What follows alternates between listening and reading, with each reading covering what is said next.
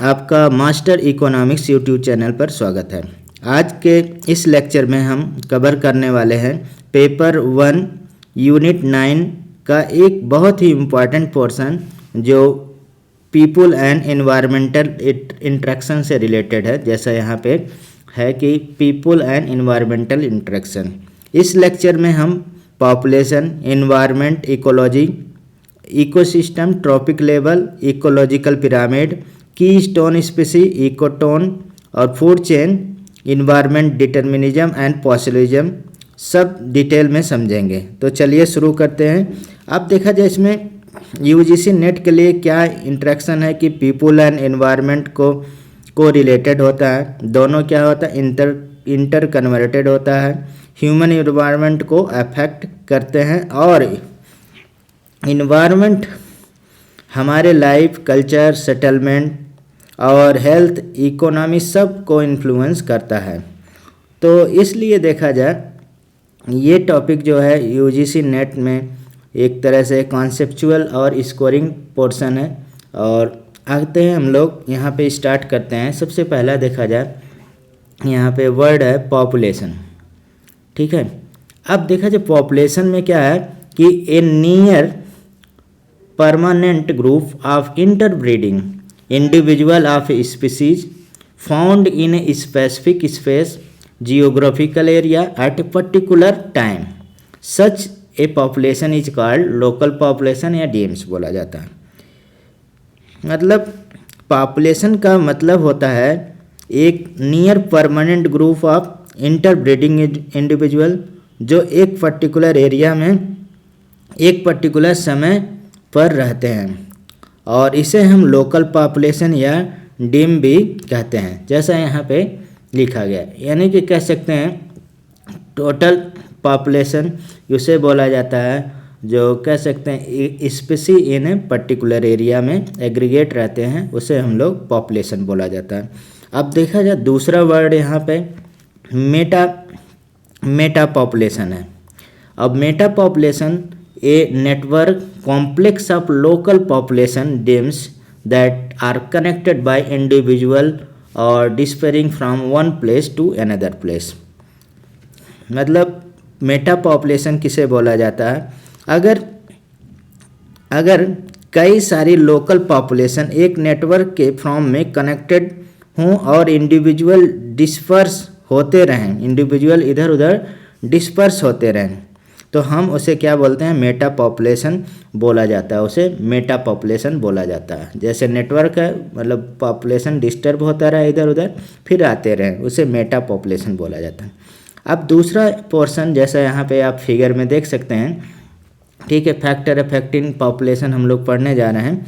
तो next part है कौन कौन से फैक्टर अफेक्ट करते हैं पॉपुलेशन। तो पॉपुलेशन को देखा जाए फैक्टर अफेक्टिंग पॉपुलेशन, तो इसमें देखा जाए बेसिकली जो पॉपुलेशन को अफेक्ट करते हैं वो सारे फैक्टर यहाँ पे 6 फैक्टर में कैटेगराइज होता है। अभी हम लोग देखते हैं इसे। पहला देखा जाए फैक्टर नेटलिटी है। नेटलिटी क्या होता है, बर्थ रेट, यानी कि इंक्रीज एक तरह से पॉपुलेशन को क्या करता है, इंक्रीज करता है। पॉपुलेशन को इंक्रीज कौन करेगा, नेटलिटी। अब दूसरा मोर्टलिटी, डेथ रेट है, डिक्रीज इन पॉपुलेशन। और पॉपुलेशन यहाँ डिस्पर्सल है, यानी मूवमेंट ऑफ इंडिविजुअल। और मूवमेंट कैसा है, ई माइग्रेशन, जो मान लीजिए लोकल पॉपुलेशन से कहीं बाहर चले जा रहे हैं, ई माइग्रेशन बाहर से कोई आ रहा है, ई माइग्रेशन।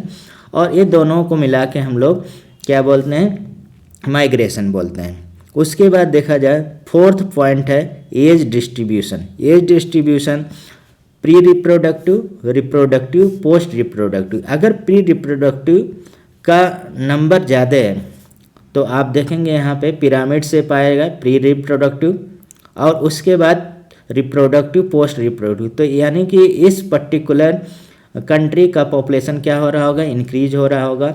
एक देखा जाए स्पिंडल से पाता है, जिसमें इस तरह का ग्राफ आएगा, यानी कि प्री रिप्रोडक्टिव ज़्यादा है लेकिन यहाँ पर मतलब कि रिप्रोडक्टिव कम है, फिर ए पोस्ट रिप्रोडक्टिव ज़्यादा हो जाएगा। तो एक तरह से सिमिलर आएगा, जीरो पॉपुलेशन ग्रोथ आया। एक क्या होगा, इन्वर्टेड शेप हो जाएगा, जिसमें क्या होगा, प्री रिप्रोडक्टिव जनसंख्या पॉपुलेशन कम है, वैसे कंट्री का पॉपुलेशन क्या होगा, एक तरह से डिक्लाइन में जा रहा होगा। ठीक है, तो यहाँ पे जैसे इस्टोनिया वगैरह का, लिथुआनिया, ये सब के कंट्री का है, तो वहाँ डिक्लाइन पॉपुलेशन में है। पॉपुलेशन ग्रोथ रेट क्या है, rate at which population increase.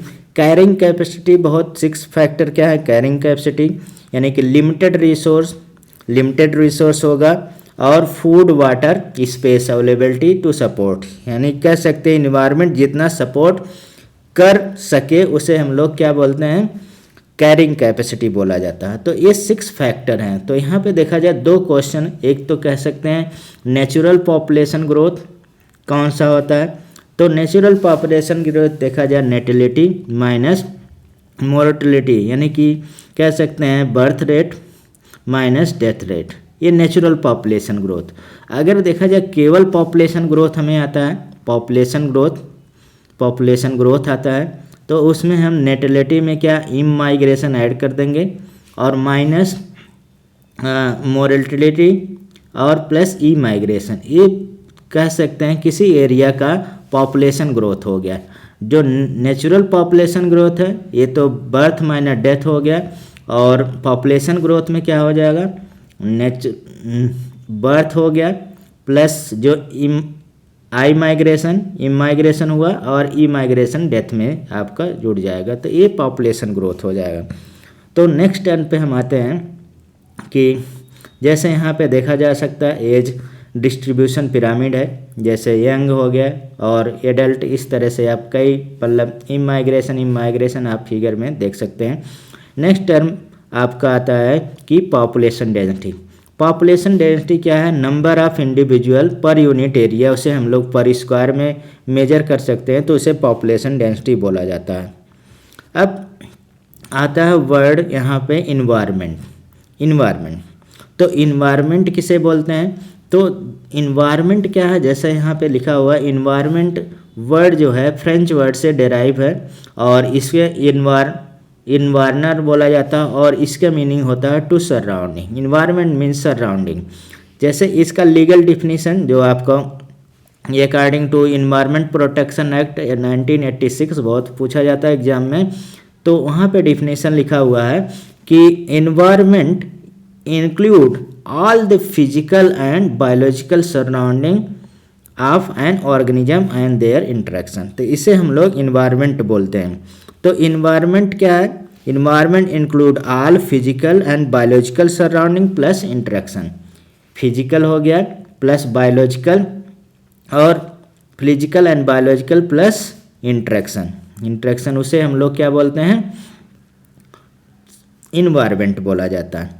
अब बहुत इम्पॉर्टेंट आता है यहाँ पे कंपोनेंट ऑफ द इन्वायरमेंट, कौन कौन से कंपोनेंट जिससे इन्वायरमेंट बनता है, तो इसमें वाटर हो गया, हाइड्रोस्फीयर जिसे बोलते हैं, एटमॉस्फेयर एयर हो गया, लिथोस्फीयर लैंड वगैरह हो गया, बायोस्फीयर जिसमें लिविंग ऑर्गेनिज्म आते हैं, जिसमें फ्लोरा फ्यूना और माइक्रो ऑर्गेनिज्म हो गया, फ्लोरा प्लांट से रिलेटेड है और फ्यूना एनिमल से रिलेटेड होता है, ठीक है। और इसमें micro organism man made structure जिसमें एंथ्रोपोजेनिक एलिमेंट है, this component interact by directionally with human, तो बाई डायरेक्शनली यहाँ पे इंटरेक्ट रहता है, इसे हम लोग इन्वायरमेंट कंपोनेंट बोला जाता है, ठीक है। इन्वायरमेंट कंपोनेंट में कौन है, जैसे हाइड्रोस्फीयर हो गया, लिथोस्फीयर, जैसे हाइड्रोस्फीयर, ठीक है, लिथोस्फीयर हो गया, और यहाँ पे देखा जाए एक एटमॉस्फेयर हो जाएगा। तो इसमें जो इंटरेक्ट होगा बीच में, इसे हम लोग क्या बोलते हैं, बायोस्फीयर में फ्लोरा फ्यूना माइक्रो ऑर्गेनिज्म ज़्यादातर रहते हैं। अगर देखा जाए इन्वायरमेंट को अगर ऐसे सिंबली वाटर प्लस एरिया लैंड और inter relationship with human organism and material, इसे हम लोग इन्वायरमेंट बोला जाता है। अब नेक्स्ट आते हैं human influence on environment. Human का इन्फ्लुएंस कैसा है, तो ह्यूमन इम्पैक्ट इन्वायरमेंट इस तरह से है कि human affected environment through over exploitation of natural resource, ठीक है, और discharge of pollutant into air water and land, जैसे pollution of air water soil, deforestation, green gas emission, ये सब बेसिकली ह्यूमन क्या करता है, इन्फ्लुएंस करता है इन्वायरमेंट को। जैसे इम्पैक्ट यानी कि नेचुरल इन्वायरमेंट को किस तरह से ह्यूमन इम्पैक्ट आप ह्यूमन किस तरह इन्वायरमेंट को इम्पैक्ट कर रहा है। अब आते हैं इसके बाद पीपुल इन्वायरमेंट रिलेशनशिप कॉन्सेप्ट, इसमें इन्वायरमेंट डिटरमिनिज्म है। अब ये देखा जाए कॉन्सेप्ट है, इसके बारे में समझा दे। पहले देखा जाए दो चीज़ें यहाँ पे आते हैं, तो एक डिटरमिनिज्म आता है जिसे हम लोग नियतिवाद बोला जाता है, इसे हिंदी में अगर देखा जाए नियतिवाद बोला जाता है, नियतिवाद, ठीक है। तो अब देखा जाए नियतिवाद, और ये 19वीं सेंचुरी यूरोप में बहुत प्रचलित था, 19वीं सेंचुरी यूरोप में, ठीक है, नियतिवाद। और नियतिवाद को देखा जाए अगर हम थोड़ा ऐसे समझाएं तो इसमें क्या है, प्रकृति मानव की एक संस्कृति जिसमें आर्थिक गतिविधियां और सामाजिक व्यवहार को निर्धारित करते हैं, यानी कि इसमें क्या होगा, इन्वायरमेंट डिटरमाइन करता है सब कुछ, environment decide how a culture develop, ठीक है। यानी कि कह सकते हैं हमें इन्वायरमेंट इफेक्ट जो करता है उसे डिटरमिनेट पहले से मतलब नियति ने बना सका है। यानी कि मानव की भूमिका क्या है, मनुष्य को एक निष्क्रिय कारक के रूप में देखा जाता है जो पर्यावरणीय प्रभाव से पर्यावरणीय यानी कि इन्वायरमेंटल इफेक्ट से प्रभावित होता है। तो एग्जाम्पल इसमें क्या है, European believe people from warmer climate are lazy because survival require less effort, ठीक है, आसानी से वहाँ पे लेस इफर्ट में रह जाते हैं। तो यह तर्क देखा जाए गर्म देशों के लोग ठंडे देशों की तुलना में कम नवाचार करते हैं क्योंकि उन्हें कम इफर्ट करना पड़ता है सरवाइव करने के लिए। तो ये किसके थ्योरी के अनुसार आया, नियतिवाद के सिद्धांत के विचार से ये रिलेटेड है। दूसरा इसमें देखा जाए आता है इन्वायरमेंटल पॉसिबिलिज्म, और इसे देखा जाए संभववाद बोला जाएगा। पॉसिबिलिज्म अगर हिंदी में देखा जाए तो संभववाद बोला जाएगा, और ये 20वीं सेंचुरी ऑनवर्ड का है। इसमें देखा जाए संभववाद पॉसिबिलिज्म में क्या, पर्यावरण केवल बाधाएं या सीमाएं प्रस्तुत करता है लेकिन मनुष्य उन बाधाओं के भीतर कई विकल्प चुन सकता है। यानी कि इसमें देखा जाए environment set limited but people determine their own action and development, जिसमें पॉसिबिलिज्म रिप्लेस डिटर्मिनिज्म। यहाँ पे पॉसिबिलिज्म क्या कर रहा है, डिटर्मिनिज्म थ्योरी को, इस वाद को क्या कर रहा है, रिप्लेस कर रहा है। तो इसमें क्या है, मनुष्य को एक सक्रिय एक्टिव फैक्टर के रूप में देखा जाता है जो प्रकृति प्रदत्त यानी संभावनाओं का उपयोग करता है। इस तर्क में देखा जाए कि नवाचार इनोवेशन वगैरह होता है, और हम कह सकते हैं जो प्रौद्योगिकी यानी कि साइंस टेक ज्ञान, और ये पॉसिबिलिज्म को एक तरह से डिटर्मिनिज्म के ऊपर करता है। तो यहाँ पे देखा जाए डिटर्मिनिज्म क्या है, natural control, nature control human, इसके मीनिंग समझ सकते हैं। पॉसिबिलिज्म में क्या है, human control choice with limit but limit set by nature. तो ये देखा जाए दो थियरी हैं जिसमें एक हमारे पास क्या है, नियतिवाद है, दूसरा संभववाद, ठीक है। तो ये अब आते हैं नेक्स्ट पोर्शन पे, इकोलॉजी। अब देखा जाए इकोलॉजी इन्वायरमेंट हम लोगों के लिए बहुत फेमस होता है। तो इकोलॉजी में यहाँ पे सबसे पहले इकोलॉजी टर्म किसने दिया था ऐसा पूछा जाता है। तो इकोलॉजी टर्म जो है 1869 में कह सकते हैं, जब गांधी जी का जन्म हुआ उसी साल का 1869, ठीक है। अर्नेस्ट हैकल ने यहाँ पे टर्म क्वाइनेट करा जिसे हम लोग इकोलॉजी बोलते हैं। और इकोलॉजी क्या है, एक scientific study of relationship among organism and their between organism and environment, यानी कि बेसिकली कह सकते हैं इकोसिस्टम के स्टडी को हम लोग इकोलॉजी बोलते हैं, ठीक है। जैसे यहाँ पे 3E बहुत इम्पॉर्टेंट है। 3E क्या है, 3E का कॉन्सेप्ट 3 ई बहुत आसानी से आप अलग अलग कर सकते हैं। एक तो यहाँ पे पहला ई क्या आता है, इन्वायरमेंट, इन्वायरमेंट। दूसरा इकोसिस्टम हो गया, इकोसिस्टम। तीसरा यहाँ पे इकोलॉजी, इकोलॉजी। इकोलॉजी क्या है, स्टडी है, ठीक। ये इन्वायरमेंट क्या है, जिसमें हमारे पास कंपोनेंट है, फिजिकल एंड बायोलॉजिकल कंपोनेंट है, इनके बीच में इंटरेक्शन हो रहा है, जैसा हमने डिफिनीशन में देखा जाए। इकोसिस्टम क्या है, एक मतलब सिस्टम है जिसमें फैक्ट कंपोनेंट एलिमेंट आएंगे, किसका बना हुआ, और इस सब के स्टडी को हम लोग क्या बोलते हैं, इकोलॉजी बोलते हैं। 3 यहाँ पे पार्ट आता है, तो हम आसान भाषा में यहाँ कह सकते हैं study of relationship among organism and between organism and environment। organism and environment के बीच में क्या रिलेशनशिप है, उसी को हम लोग क्या बोलते हैं, इकोलॉजी बोलते हैं। अब यहाँ पे 3 पार्ट होता है, लेवल ऑफ इकोलॉजी जिसमें इंडिविजुअल आएगा, उसके बाद पॉपुलेशन आएगा, उसके बाद कम्युनिटी है। इंडिविजुअल ऑर्गेनिज्म कह सकते हैं, पॉपुलेशन और कम्युनिटी, ठीक है।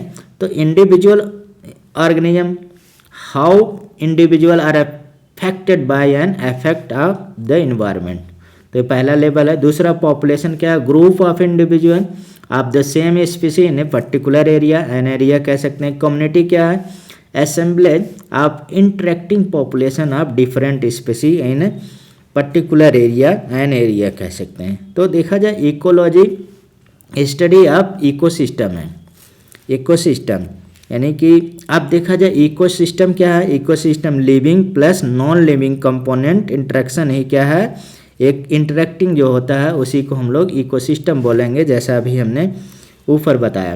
तो यहाँ पे community of living organism interact with each other with their non living physical environment. तो जैसे एग्जाम्पल फॉरेस्ट इकोसिस्टम हो गया, ओशन इकोसिस्टम हो गया, even a small clump of brush can be an ecosystem, या नैनो इकोसिस्टम हो सकता है, ड्रॉप इकोसिस्टम हो सकता है। अब ecosystem basically free exchange of matter and energy होता है आउटसाइड वर्ल्ड, तो इसीलिए हम लोग क्या बोला जाता है, ओपन इकोसिस्टम। क्लोज इकोसिस्टम कह सकते हैं, कोई यहाँ पे लिमिटेड एक्सचेंज नहीं होता है कुछ भी, तो उसे क्लोज इकोसिस्टम देखा जाए। नेचुरल इकोसिस्टम तो ओपन ही इकोसिस्टम होता है, ठीक है। तो आगे चलते हैं, अब आते हैं, अभी हम यहाँ पे कंपोनेंट की बात करेंगे, इकोसिस्टम के कौन कौन से कंपोनेंट है डिटेल में इसको बताएंगे, ठीक है। इकोसिस्टम किससे किससे बना हुआ है, ठीक है। तो आगे चलते हैं, इकोलॉजिकल फुटप्रिंट आजकल बहुत एग्जाम में आता है। तो major human consumption of natural resource versus earth capacity to regenerate them, calculation consider consumption at micro individual level और macro area and nation level किया जाता है। इसका पर्पज़ क्या है, पर्पज़ क्या है, educate about need to change consumption behaviour to be sustainable करना है। जैसे मेजर इन ग्लोबल हेक्टेयर में GHA में मेजर किया जाता है सर। अब यहाँ पे देखा जाए स्पीसी क्या है, पॉपुलेशन क्या है, कम्युनिटी, उसको थोड़ा सा देखते हैं। स्पीसी क्या होता है, ऑर्गेनिज्म विथ कॉमन फीचर जिसके पास होता है उसे हम लोग स्पीसी बोला जाता है, ठीक है। और यूनिट ऑफ इकोसिस्टम कह सकते हैं, सेट ऑफ ऑर्गेनिज्म शेयरिंग की फीचर, तो उसे हम लोग स्पीसी बोलते हैं।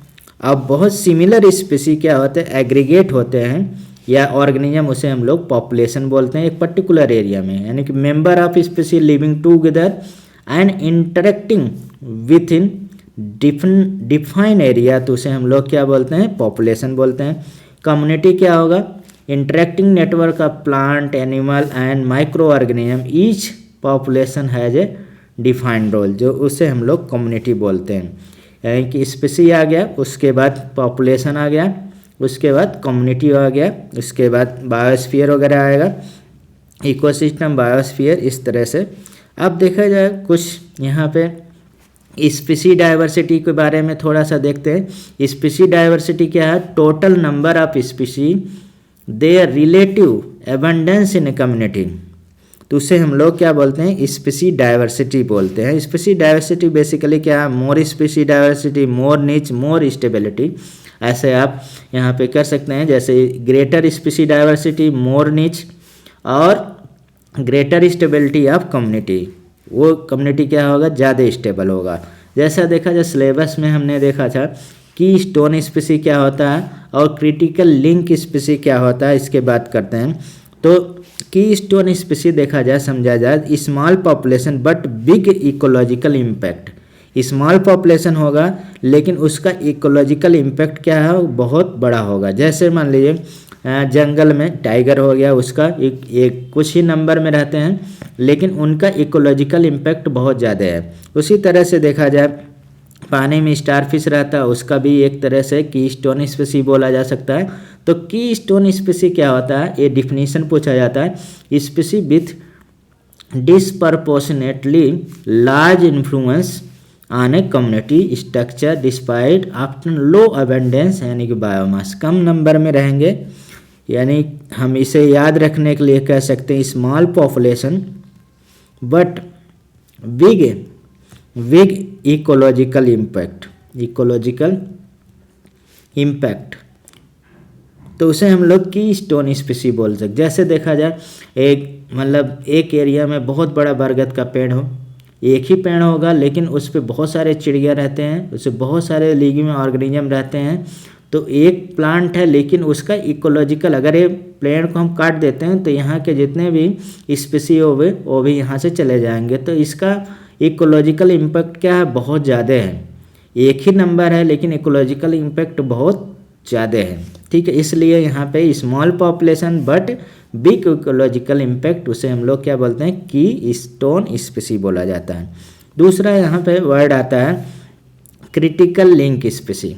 अब क्रिटिकल लिंक स्पीसी क्या है, जैसे एग्जाम्पल के पॉलिनेटर, डिस्पर्सल एजेंट हो गया, न्यूट्रिएंट साइकिल हो गया, ये सब जैसे माइकोराइजल फंगाई होगा, माइकोराइजा फंगाई, ये सब क्या है, एक critical link species playing important role in supporting network species. इसमें पॉलिनेटर, डिस्पर्सल एजेंट हो गया, न्यूट्रिएंट सर्कुलेशन हो गया, जैसे mycorrhizal fungi help vascular plant obtain inorganic nutrient. Fungi क्या करता है कि वैस्कुलर प्लांट होता है, लार्ज प्लांट के दो तरह के माइकोराइजा होते हैं, एक्जो माइकोराइजा, इंटो माइकोराइजा। जैसे यहाँ पे साइकस का प्लांट है तो इसमें फंगाई वगैरह लगा रहता है और ये क्या करता है, न्यूट्रिएंट एब्जॉर्ब करेगा और बदले में भोजन लेगा, ठीक है। प्लांट की कैपेसिटी नहीं होती है कि न्यूट्रिएंट यानी कि मिनरल वाटर एब्जॉर्ब कर सके। तो यहाँ पे माइकोराइजिकल एक सिम्बायोटिकल रिलेशनशिप होता है, आगे हम लोग कभी देखेंगे इसको।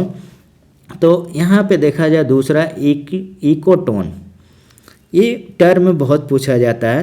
तो इकोटोन देखा जाए अगर हम समझें तो ये transition zone between two ecosystem, दो इकोसिस्टम का बेसिकली बीच वाला एरिया होगा। जैसे transitional area between two different plant community, जैसे फॉरेस्ट ग्रासलैंड हो गया तो उसे बोला जाएगा क्या, इकोटोन बोला जाता है, इकोटोन। जैसे यहाँ पे फिगर देख सकते हैं, ये फॉरेस्ट है पूरा, ये जंगल है और ये ग्रासलैंड एरिया है। तो ये बीच वाला एरिया क्या कहलाएगा, ट्रांजिशनल जोन। जहाँ पे ये चेंज होगा वहाँ पे डाइवर्सिटी बहुत ज़्यादा रहेगा तो उसे हम लोग क्या बोलते हैं, इकोटोन बोला जाता है, ठीक है। इसी तरह से देखा जाए ओशन, और जो ओशन के पास होता है जो मेरीन वाला पार्ट होता है, जैसे आप सुंदरबन वाला डेल्टा वाला पोर्शन हो गया, वो भी एक इकोटोन इस पोर्शन में आ जाएगा। उसी तरह से देखा जाए यहाँ पे एज इफेक्ट होता है, यानी कि जो इंट्रैक्शन जोन होता है, मोर डाइवर्सिटी एंड मोर प्रोडक्टिविटी, उसे हम लोग एज इफेक्ट बोला जाता है। Influence of bordering community on each other, उसे हम लोग एज इफेक्ट बोलते हैं। एज इफेक्ट जैसे देखा जाए एज इफेक्ट हो जाएगा जहाँ पे क्या होगा, इंट्रैक्शन जोन होता है, उसे हम लोग एज स्पीसी बोला जाता है। अब देखा जाए यहाँ पे हम एक चार्ट बना रहे हैं, आगे का जितना स्टडी करेंगे इसी के बेस पे करेंगे। तो इसमें देखा जाए इकोसिस्टम को हम होल इकोसिस्टम को डिवाइड कर रहे हैं, कितने यहाँ पे कंपोनेंट कौन कौन से होते हैं, फिर इसी रूप में हम लोग इसका स्टडी करेंगे। तो यहाँ से भी हमारा क्वेश्चन मैक्सिमम सही हो जाएगा। जैसे इकोसिस्टम, अब इकोसिस्टम को देखा जाए अगर हम क्लासीफाई करते हैं, दो कंपोनेंट इसमें होते हैं, बेसिकली दो कंपोनेंट में हम डिवाइड करते हैं। एक स्ट्रक्चरल कंपोनेंट ऑफ इकोसिस्टम कह सकते हो, जो स्ट्रक्चर बनाएगा उसका, स्ट्रक्चरल कंपोनेंट ऑफ इकोसिस्टम बोलेंगे उसे, ecosystem, structural component of ecosystem. दूसरा यहाँ पे देखा जाए functional component of ecosystem, functional component of ecosystem. Ecosystem का दो तरह के हमने यहाँ पे डिवाइड कर दिया, एक स्ट्रक्चरल कंपोनेंट जो स्ट्रक्चर बनाएगा किसका, इकोसिस्टम का, और इकोसिस्टम का फंक्शन कौन कौन से कंपोनेंट कहेंगे वो फंक्शनल कंपोनेंट होगा। तो स्ट्रक्चरल कंपोनेंट को जैसा ऊपर हमने अभी थोड़ा सा आपको मटेरियल में देखा था, दो तरह के कंपोनेंट होता है, एक एबायोटिक नॉन लिविंग मटेरियल हो गया, abiotic component, abiotic component, abiotic जिसे नॉन लिविंग बोलेंगे, नॉन लिविंग कंपोनेंट, ठीक है, ऐसे भी क्लासीफाई किया जाता है। दूसरा बायोटिक कंपोनेंट, लिविंग कंपोनेंट हो गया, बायोटिक कंपोनेंट, कंपोनेंट जिसे हम लोग लिविंग कंपोनेंट बोलते हैं, लिविंग को, जैसे फ्लोरा फ्यूना हो गया, ठीक है। तो इसमें देखा जाए, अब इसमें आते हैं, पहले एबायोटिक कंपोनेंट को हम लोग तीन तरह से क्लासीफाई कर सकते हैं इसे ब्रॉडली। एक इनऑर्गेनिक कंपोनेंट, यानी कि इनऑर्गेनिक कंपोनेंट जो होगा सब्सटेंस कह सकते हैं, इनऑर्गेनिक कंपोनेंट या सब्सटेंस कह सकते हैं, मतलब केमिस्ट्री के भाषा में, ठीक है, जिसमें कार्बन हो गया, नाइट्रोजन हो गया, सल्फर, पोटेशियम, कार्बन डाइऑक्साइड, ये सब मतलब एक तरह से इनऑर्गेनिक कंपोनेंट होगा। दूसरा ऑर्गेनिक कंपोनेंट, ऑर्गेनिक कंपोनेंट या सब्सटेंस कह सकते हैं, ठीक है। तो इसमें क्या होगा, कार्बोहाइड्रेट हो गया, कार्ब हो गया, प्रोटीन हो गया, प्रोटीन हो गया, लिपिड हो गया, लिपिड्स हो गया, डीएनए आरएनए हो गया, मतलब कि न्यूक्लिक एसिड जिसे बोल सकते हैं, डीएनए आरएनए न्यूक्लिक एसिड हो गए, ये सब देखा जाए एक तरह से ऑर्गेनिक कंपोनेंट में आता है। उसके बाद क्लाइमेटिक कंपोनेंट, क्लाइमेटिक कंपोनेंट, तो क्लाइमेटिक कंपोनेंट में जैसे पहला आ गया आपका टेम्परेचर आ गया, हाँ, ह्यूमिडिटी आ गया, ह्यूमिडिटी आ गया। उसके बाद देखा जाए सॉइल आ गया, ठीक है, लाइट हो गया, प्रेशर हो गया, ये सब एक तरह से क्लाइमेटिक, जो क्लाइमेट को फैक्टर को डिसाइड करते हैं उसे हम लोग क्लाइमेटिक कंपोनेंट ऑफ इकोसिस्टम बोलते हैं। और ये भी एक तरह से नॉन लिविंग कंपोनेंट है, एबायोटिक कंपोनेंट बोला जाता है। अब बायोटिक कंपोनेंट में आते हैं, तो इसमें तीन तरह से हम लोग मतलब मेनली डिवाइड करते हैं, तीन तरह के, फिर उसमें सब पार्ट होते हैं बहुत सारे, जैसे प्रोड्यूसर हो गया, प्रोड्यूसर हो गया। अब प्रोड्यूसर में देखा जाए, जैसे प्रोड्यूसर कौन होते हैं, प्लांट होते हैं, और कुछ मतलब कि सम कह सकते हैं ब्लूरीन एल्गा, मतलब सम बैक्टीरिया भी एक तरह से प्रोड्यूसर होते हैं, सम बैक्टीरिया मतलब मोनरन भी होते हैं, बैक्टीरिया भी प्रोड्यूसर होते हैं। दूसरा देखा जाए कंज्यूमर, कंज्यूमर जो प्रोड्यूसर को कंज्यूम करते हैं वो अपना फूड मतलब ये तो ऑटोट्रॉफ होते हैं, ये तो कंज्यूमर हो, हेट्रोट्रॉफ रहेगा। अब इसमें बहुत तरह से हम लोग label, primary consumer, secondary consumer, tertiary consumer, हम लोग अभी डिटेल में पढ़ने वाले हैं, ये क्लासीफाई करें। उसके बाद देखा जाए डिकम्पोजर, डिकम्पोजर बहुत इंपॉर्टेंट इनका रिलेशन मतलब काम होता है। डिकम्पोजर जो बैक्टीरिया होगा, बैक्टीरिया एंड फंगाई, ये सब डिकम्पोजर हैं, या माइक्रो ऑर्गेनिज्म कह सकते हैं, माइक्रो ऑर्गेनिज्म। ये क्या करता है, ऑर्गेनिक मटेरियल को फिर से क्या बना देता है, इनऑर्गेनिक सब्सटेंस बनाता है, जो प्लांट क्या लगते हैं, फोटोसिंथेसिस में यूज करते हैं, ठीक है। तो रिसाइकिल एक तरह से कहते हैं। अब दूसरा यहाँ पे कंपोनेंट देखा जाए, जो functional component of the ecosystem है। अब फंक्शनल कंपोनेंट ऑफ इकोसिस्टम हम तीन तरह से डिवाइड कर सकते हैं मेनली, और तीन तरह से इसमें आता है। एक तो फूड चेन हो गया, फूड चेन होगा। दूसरा जब complex network of food chain होता है उसे हम लोग फूड वेब बोलते हैं, फूड वेब होगा। और उसके बाद देखा जाए food pyramid, food pyramid, food pyramid हो गया।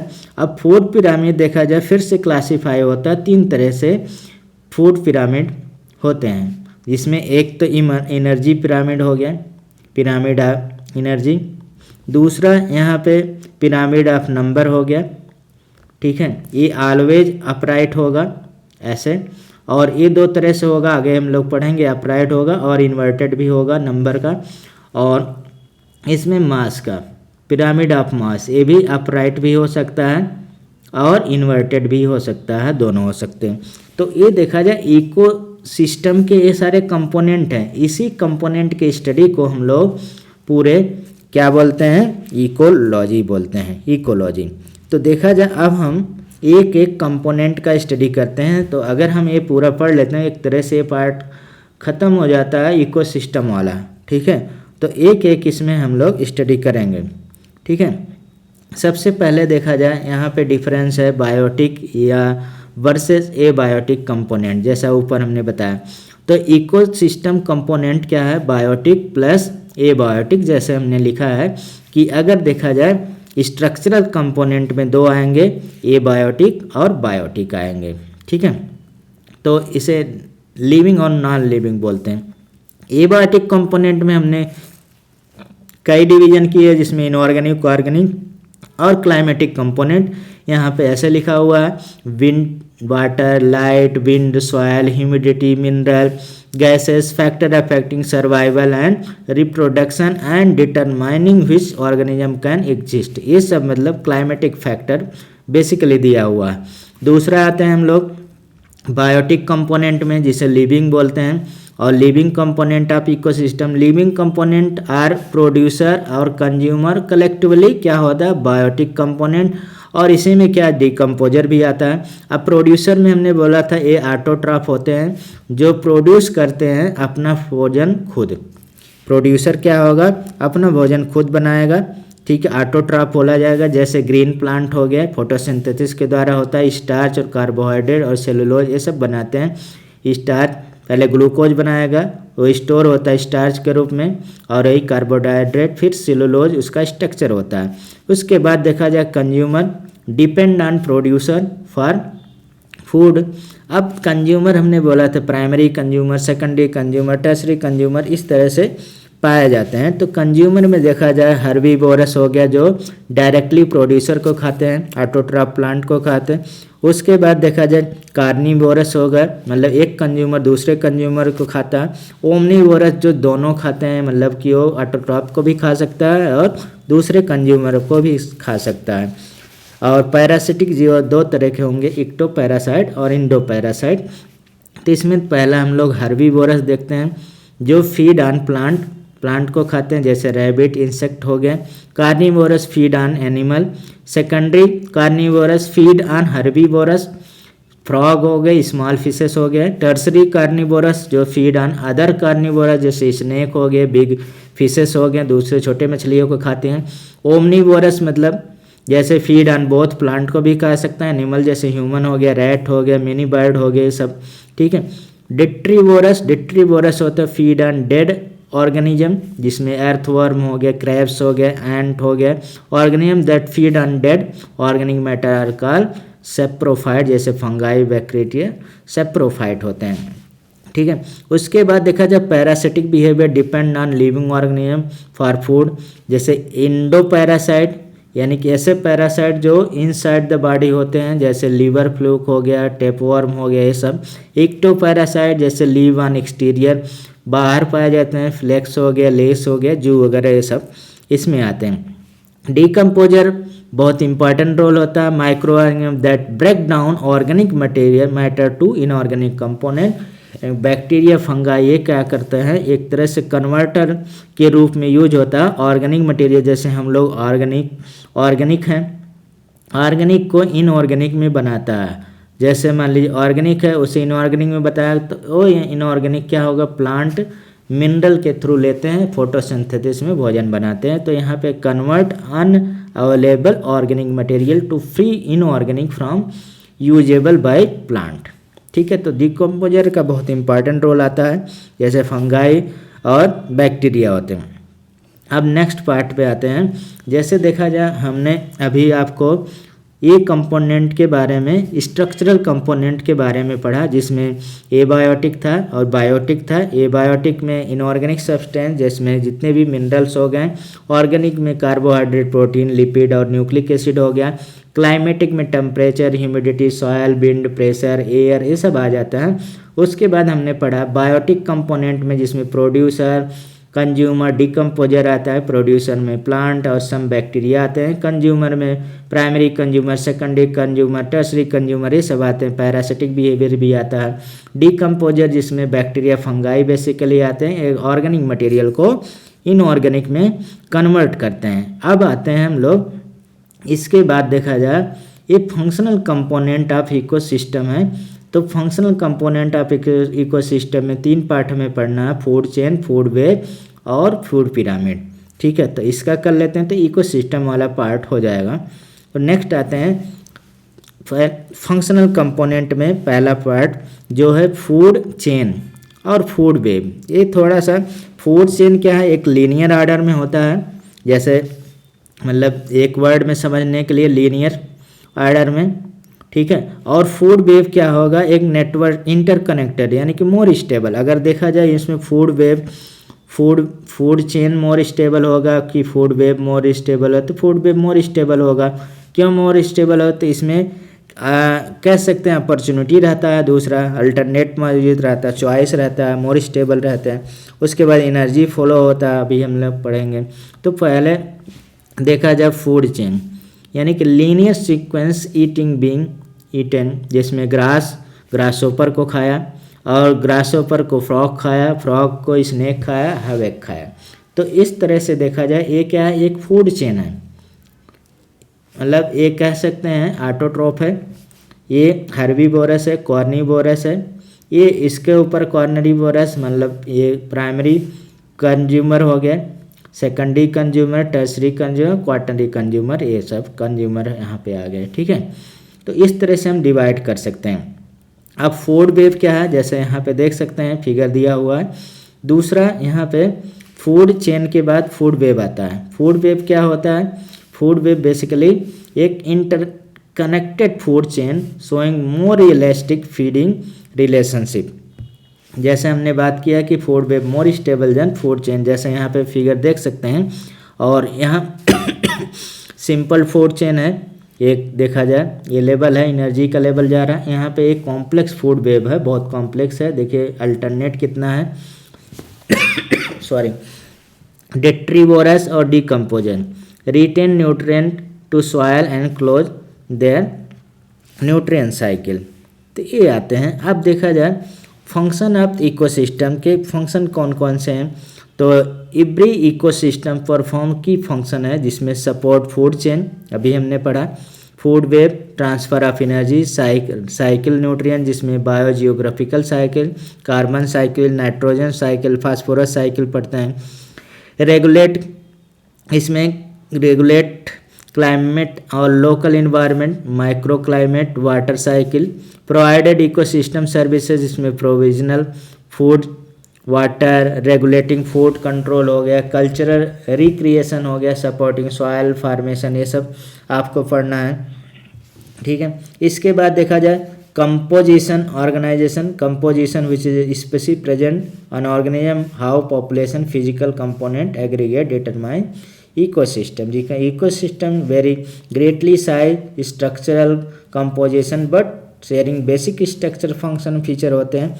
तो इसमें अब देखा जाए हमें food chain, a food web का हमने पढ़ लिया नेटवर्क क्या होगा। थोड़ा सा यहाँ पे और डिटेल में हम लोग फूड चेन और फूड वेब को देख सकते हैं। जैसे food chain generally found interlink interwoven network होता है, जिसे फूड वेब बोला जाता है। Several option eating being eaten food chain, जिसमें यूनिडायरेक्शनल फ्लो ऑफ एनर्जी होगा।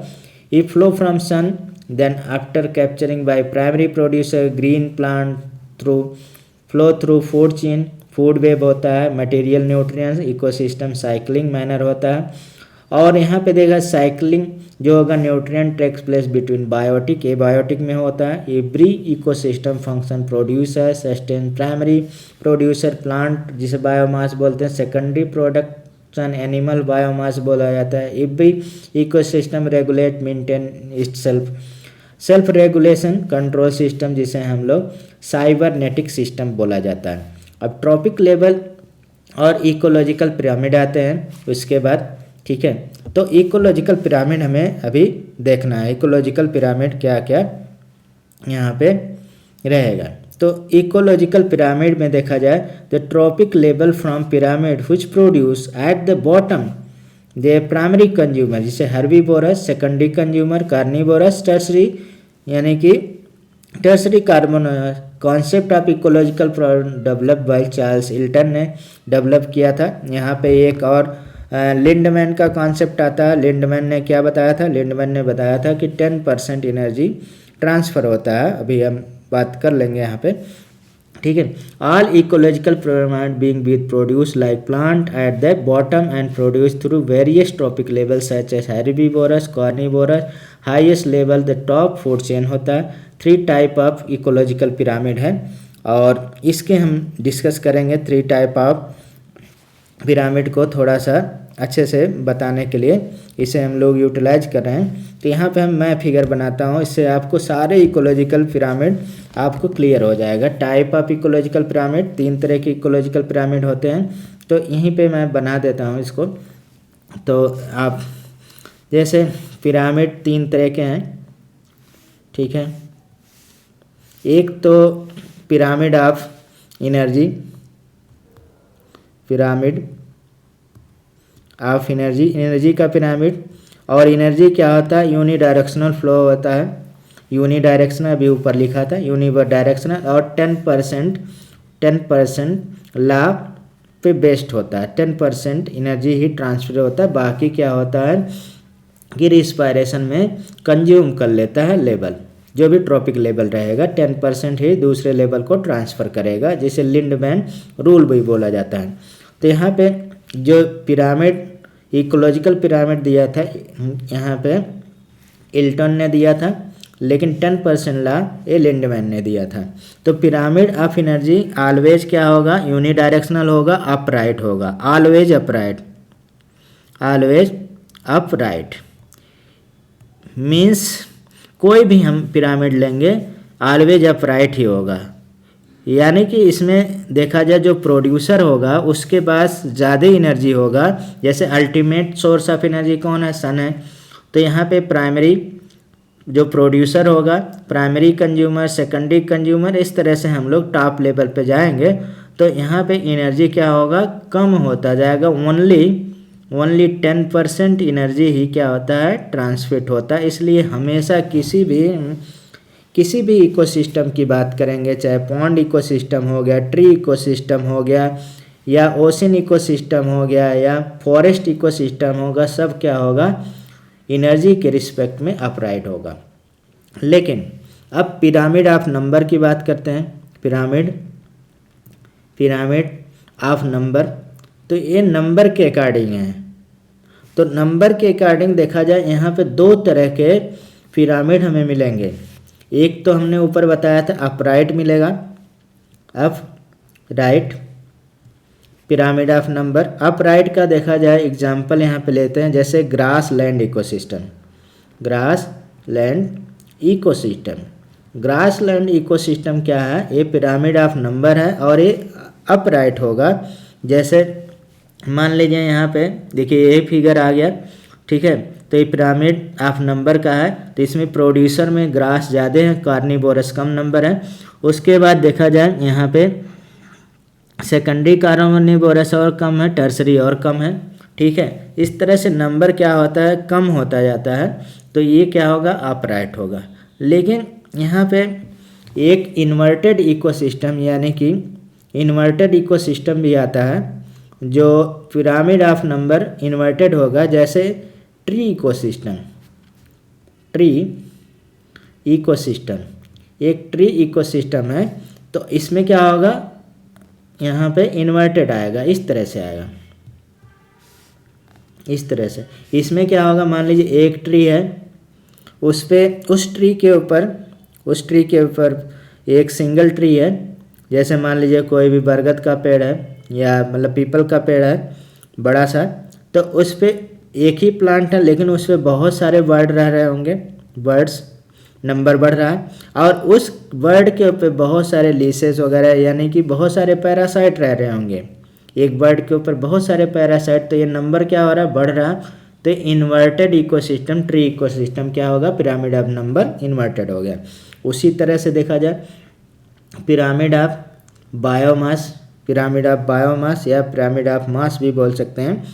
तो पिरामिड ऑफ बायोमास, बायोलॉजिकल मास के बेस पे, तो ये भी दो तरह का होगा, एक अपराइट होगा और दूसरा इन्वर्टेड होगा।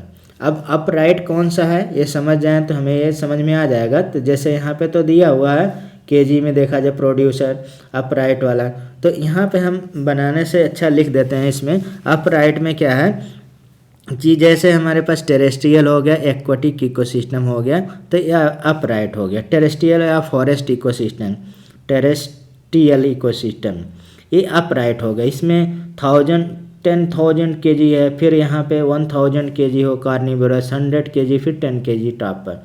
और इन्वर्टेड में क्या आ गया, जैसे मेरीन इकोसिस्टम, मेरीन या ओशन इकोसिस्टम का लिया जाए तो उसमें क्या होगा कि कैसे इन्वर्टेड आएगा इस तरह से। तो आप देख पा रहे होंगे कि लार्ज फिश की साइज बहुत ज़्यादा होता है, उसके बाद क्रस्टेशियन वगैरह जो खाता है, स्मॉल फिशेस, उसके बाद एक मतलब फोटो प्लैंकटन की साइज, मतलब अगर पर्टिकुलर एरिया में देखा जाए तो उनका मास क्या होगा, एक लार्ज फिश के कंपेयर में कम होता है। तो यहाँ पे क्या हो जाए, इन्वर्टेड हो जाएगा। तो ये देखा हमने, आपको बताया कि पिरामिड कितने तरह के होते हैं और उन पिरामिड में बेसिकली कितने तरह के पिरामिड हैं, कौन कौन से एग्जाम्पल हैं।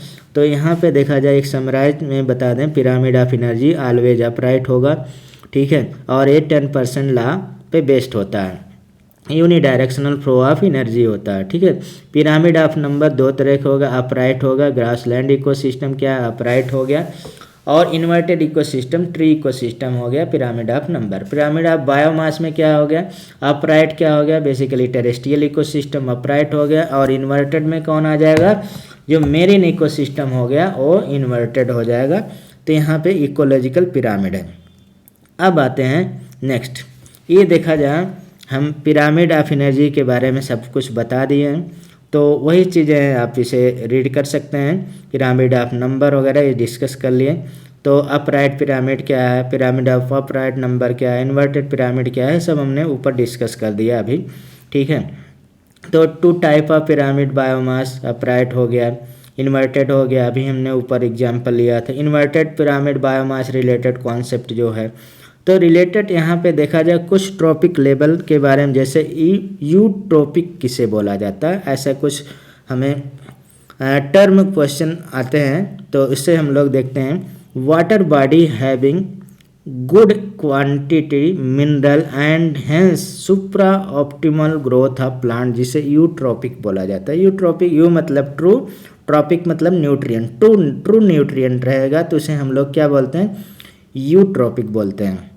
तो ओलिगोग्राफिक, ओलिगो मीन्स लेस होता है, water body deficient in mineral organic growth, जिसे हम लोग ओलिगोग्राफिक।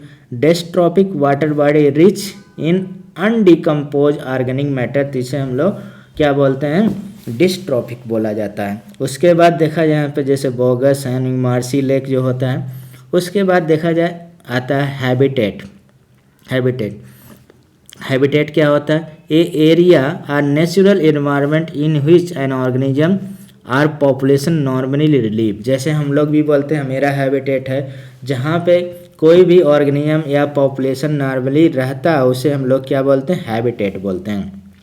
Habitat is made up physical factor such as soil, moisture, range of temperature, availability of light, as well biotic factor such as availability of food, presence of predator, ये सब पे depend करता है। When organism of different species living together, उसे हम लोग क्या बोलते हैं, कोहैबिटेट। दो स्पीसी अगर एक साथ रहते हैं उसे हम लोग कोहैबिटेट बोलते हैं, नॉर्मल टर्म होता है, आप यूज करते हैं, आते हैं। फिर a habitat is not necessarily geographical area, one particular organism live in small and specific part habitat is micro habitat भी बोला जाता है, micro habitat.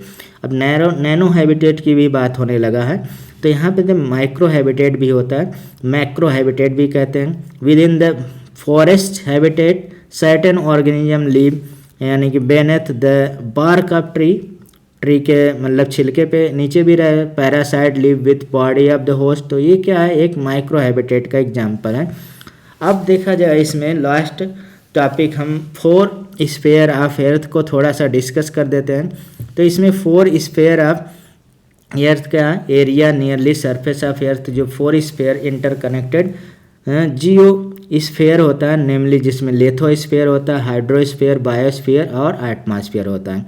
Scientist can classify life material on near the surface of earth to be any of the 4 species. इसमें अब देखा जाए ये name जो है ग्रीक वर्ड से आया है, स्टोन मतलब लिथो, और एयर मतलब क्या होगा, एटम, मो, और वाटर मीन्स हाइड्रो, और लाइफ मतलब बायो। ठीक है, तो ये मेनली आप 4 स्फीयर हैं। लिथो मतलब क्या हो गया, स्टोन हो गया, और हाइड्रो मतलब वाटर हो गया, ठीक है, वाटर हो गया, और एटमो मतलब क्या हो गया, एटमो मतलब एयर हो गया, एयर से एटमो, और हाइड्रो तो आप पढ़ लिए वाटर, और बायो मीन्स लाइफ हो गया, बायोस्फीयर। ठीक है, तो आप यहाँ पे देख सकते हैं एटमॉस्फेयर और लिथोस्फीयर, हाइड्रोस्फीयर और बायोस्फीयर के, जिसमें लिविंग ऑर्गेनिज्म है ज़्यादा, उसमें भी है। तो इसमें देखते हैं the lithosphere is solid rocky crust covering the entire planet. Crust is inorganic and composed of material के होते हैं, मिनरल के कंपोज होते हैं। Cover the entire surface of earth from top of mount Everest to bottom of Mariana trench. जानते हैं Marina trench क्या है, एक गर्त है, ट्रेंच है जो सबसे नीचे है, उसमें कई माउंटेन आ जाएगा, आप जानते हैं। ठीक है, hydrosphere, hydrosphere is composed of all water near the earth, include ocean हो गया, river, lake, even moisture in the air हो गया। 97% ऑफ द अर्थ वाटर ही होता है ocean, 97%। The remaining 3% of the fresh water कहाँ पे होगा, यानी कि further more 3/4 of the fresh water in the form of ice sheet, glacier में पाया जाए। Hardly 1% of the human consumption के लिए कह सकते हैं फ्रेश वाटर फ्री हो जाए। तो बायोस्फीयर देखा जाए, biosphere compose all living organism, plant, animal, one cell organism, all part of the biosphere. Most of planet life को found in 3 metre below the ground, जिसमें 30 मीटर तक नीचे होता है, and top of 200 metre ocean, sea, ये सब रहता है। एटमॉस्फेयर क्या होता है, जैसे एयर से रिलेटेड है, तो एटमॉस्फेयर क्या होगा, लेयर गैसेस होगा सराउंडेड आवर प्लेनेट, जिसमें नाइट्रोजन, ऑक्सीजन 99% होता है ड्राई एयर में। उसके बाद argon, carbon dioxide, helium, neon, other gases में माइन्यूट प्रपोर्शन इसमें होता है। वाटर क्या होता है, वाटर वेपर भी पाया जाता है अर्थ एटमॉस्फेयर में, और एक वेरिएबल कह सकते हैं गैसेस में आता है वाटर वेपर, वेरिएबल ह्यूमिडिटी के अकॉर्डिंग बहुत ज़्यादा वेरी करता है। Other planet and moon have very different atmosphere, some have no atmosphere पाया जाता है, different layer of atmosphere discuss below. तो इसमें लेयर ऑफ एटमॉस्फेयर देखा जाए कि हम लोग ये देखते हैं लास्ट पार्ट में, तो आप देख पा रहे हो यहाँ पे ट्रोपोस्फेयर है, स्ट्रेटोस्फेयर है, और स्ट्रेटोस्फेयर में यहाँ पे ओजोन लेयर पाया जाता है जो अल्ट्रावायलेट को प्रोटेक्ट करता है हमारे पास आने से, जिससे स्किन वगैरह कैंसर कम होते हैं। और यहाँ पे मीजोस्फेयर होता है ये, और स्ट्रेटोस्फेयर का पार्ट ये सब है, और उसके बाद एक एक्सोस्फेयर का होगा। तो यहाँ पे थोड़ा सा डिस्कस कर लेते हैं। तो ट्रोपोस्फेयर देखा जाए बहुत इम्पॉर्टेंट है कि जितने भी क्लाइमेटिक एक्टिविटी होता है सारा ट्रोपोस्फेयर में होता है। तो ये लेयर का देखा जाए, ये जो भी लेयर है यहाँ पे बहुत इम्पॉर्टेंट होता है। अगर हम यहाँ पे हाइट के अकॉर्डिंग डिवाइड करा जाए, तो अगर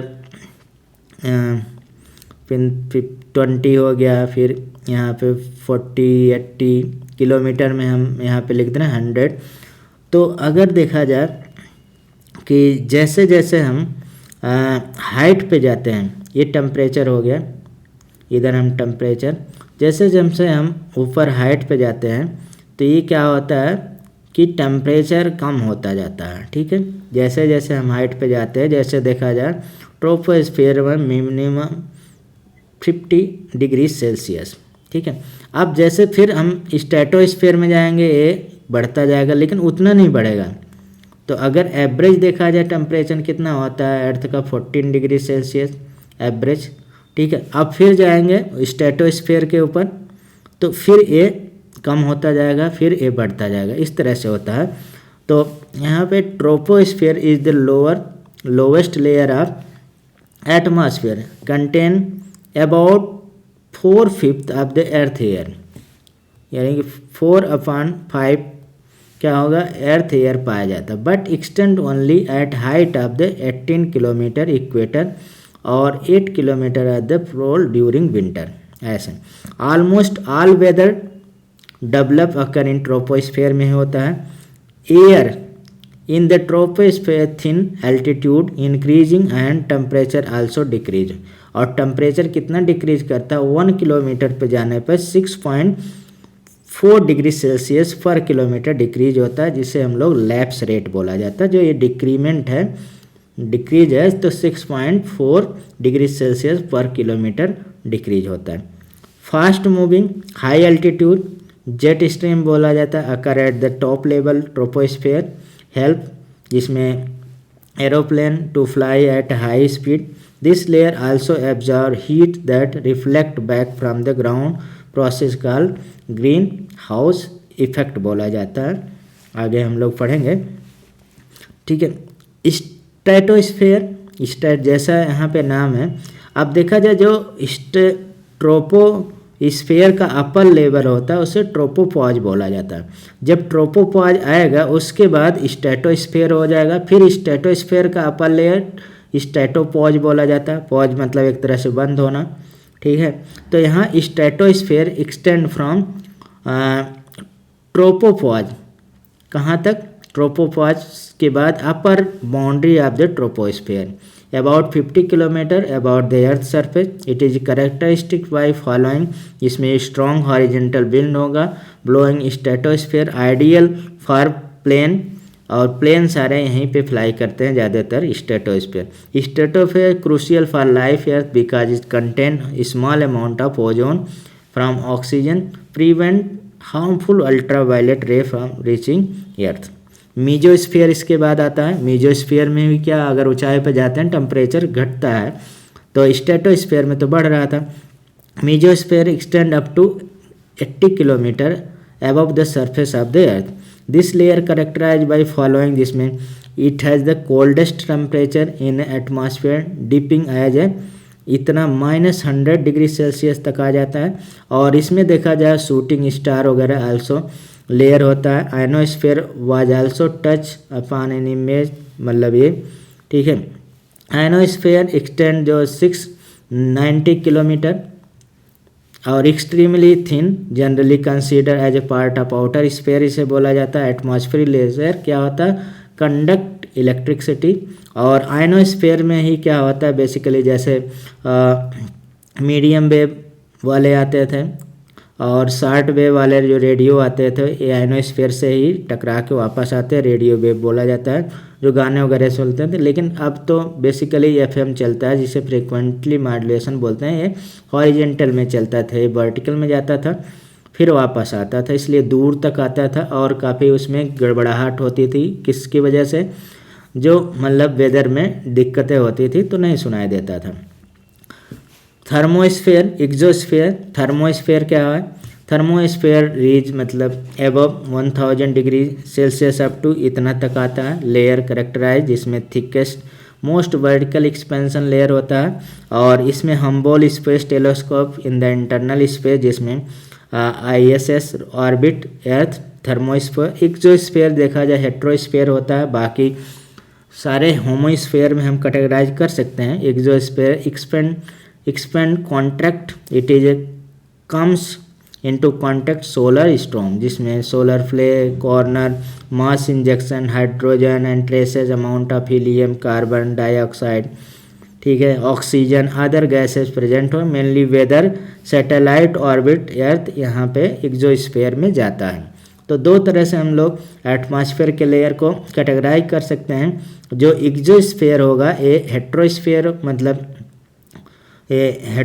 यहाँ पे होमोलोगस होता है, होमोस्फीयर कहेंगे, और इसे हेट्रोस्फीयर कहते हैं, मतलब गैसियस जो होगा मिक्स रहेगा, वहाँ पे नहीं मिक्स रहेगा। तो देखा जाए ये हमने फर्स्ट पार्ट आपका किया। इसके बाद नेक्स्ट पार्ट करेंगे हम लोग। नेक्स्ट पार्ट हम लोग पॉपुलेशन एंड एनवायरनमेंट इंटरेक्शन में नेक्स्ट हम लोग air, basically source of population, pollution वाला पार्ट करेंगे। तो हम ये 3 पार्ट में करेंगे। फिर इसके बाद इस पार्ट के सारे MCQ करेंगे जो प्रीवियस ईयर में आए हुए हैं, और जो कॉन्सेप्ट हमारे पास बिल्ड करेंगे। तो अभी आज इतना रहने देते हैं। Thank you for watching. Thank you.